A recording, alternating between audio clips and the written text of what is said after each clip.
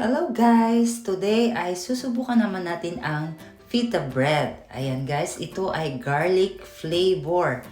At ayan, nakaluto na ako ng stuffing o ang i-insert ko sa loob ng feta bread. Ayan guys, bali yung isang buong pita bread ay biniyak ko siya sa gitna. So ayan, kaya naging dalawa na siya at inilagay ko siya sa bread toaster. Pwede nyo rin siyang ilagay sa microwave or sa oven para mas masarap yung bread at mainit. Ayan guys, it looks yummy na.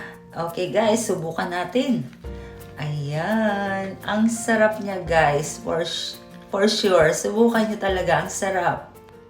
Okay guys, ngayon naman ay bibigyan ko kayo ng konting trivia o kaalaman. Alam niyo ba na ang pita bread pa lang, nag-originate ito sa Middle East. Pita bread ay tinatawag din nilang Arabic bread, or meaning in English, flat bread. So guys, alam niyo na kung bakit lapad ang pita bread. At recommended ito na healthy, at lalo na kung ang gagamitin niyo ay whole wheat na pita bread. Okay guys, enjoy!